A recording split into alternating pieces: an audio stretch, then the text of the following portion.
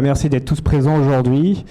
Nous, les data analysts, notre objectif, c'est d'analyser les données. Donc là, notre cas, c'était pour Job Teaser, c'était comprendre leur outil qu'ils ont mis en place pour permettre aux étudiants de trouver leur premier emploi à la sortie de leur école ou même un contrat d'alternance par la suite.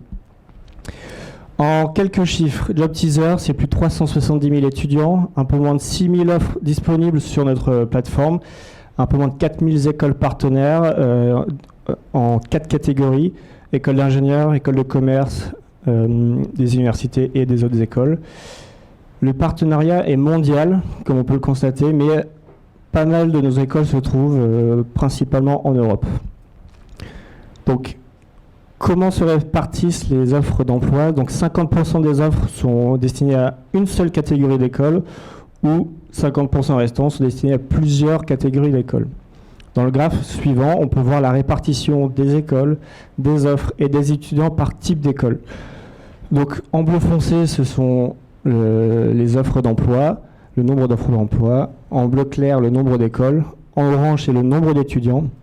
Et donc, on peut voir facilement que le ratio nombre d'offres et nombre d'écoles, et pour l'école de commerce, il y a un meilleur ratio. Concernant le ratio étudiants-offres, c'est les écoles d'ingénieurs qui possèdent ce meilleur ratio. Maintenant, je vais vous expliquer comment fonctionne cet entonnoir de sélection des étudiants. Donc d'abord, l'étudiant doit s'enregistrer sur la plateforme. Une fois qu'il est enregistré, il met son CV en ligne et c'est à partir de là que l'outil de Job Teaser se met en route. Il va commencer à analyser le CV de l'étudiant et analyser les offres d'emploi disponibles pour l'étudiant. Une fois qu'un étudiant a été choisi par l'algorithme, il se trouve dans une liste restreinte et l'étudiant a 2 choix possibles. Soit il est intéressé par une offre ou soit il n'est pas intéressé par l'offre.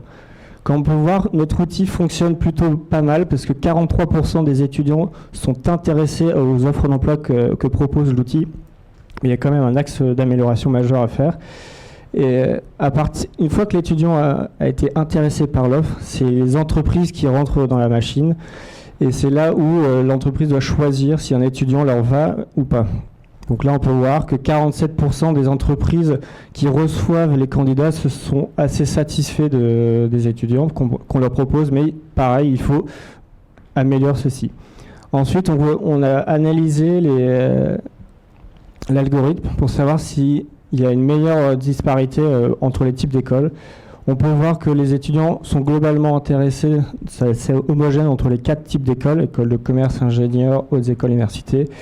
Mais le gros point noir, comme on peut le voir, c'est que les entreprises intéressées pour les écoles d'ingénieurs par les étudiants d'école d'ingénieurs est assez faible. Le taux est à 40%, donc l'algorithme n'est pas assez puissant là-dessus. Donc il faudra trouver des solutions pour améliorer ceci.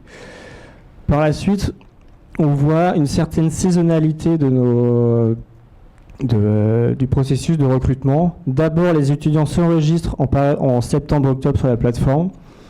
Et on voit une deuxième saisonnalité qui est très condensée, qui est de avril à juillet, où c'est là où les entreprises commencent à répondre aux étudiants. Donc on voit que c'est une période très courte et qu'il faudra sensibiliser les écoles.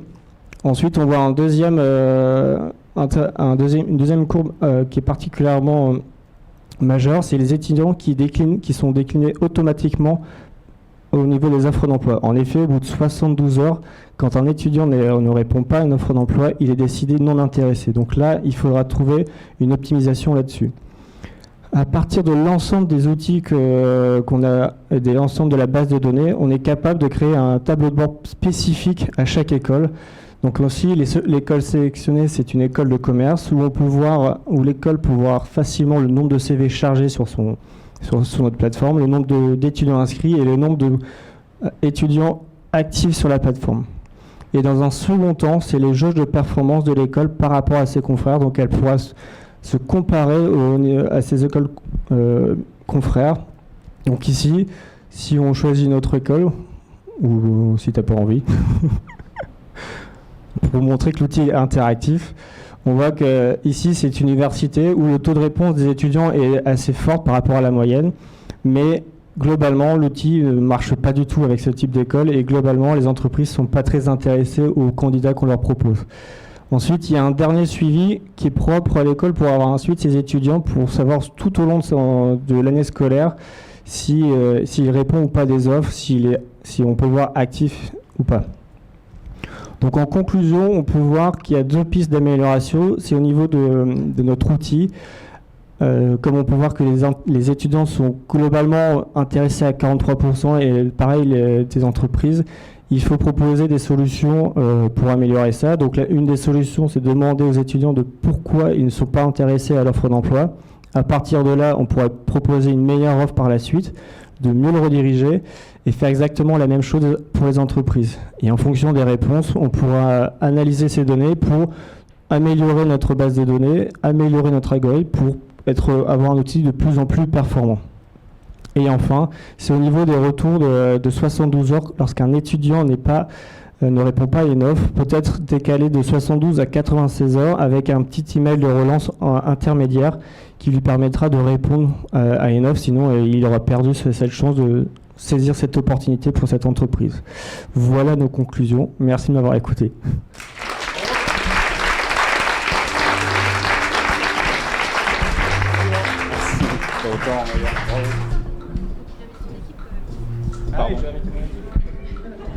Un petit oubli, il faut que j'invite mon équipe. Alex Bouaret, Souila et Sabrina sont invités à me rejoindre sur scène. C'est mes partenaires.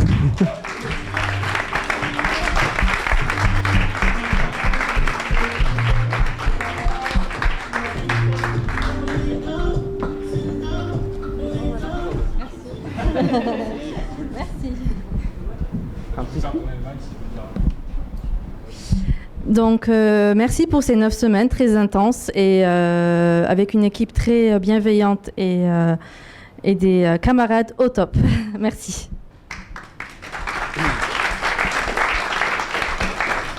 Que dire de plus? Merci aussi à vous. C'était 9 semaines intenses. Voilà, je ne sais pas trop quoi rajouter. Je pense qu'on a tout dit sur ça. Merci beaucoup.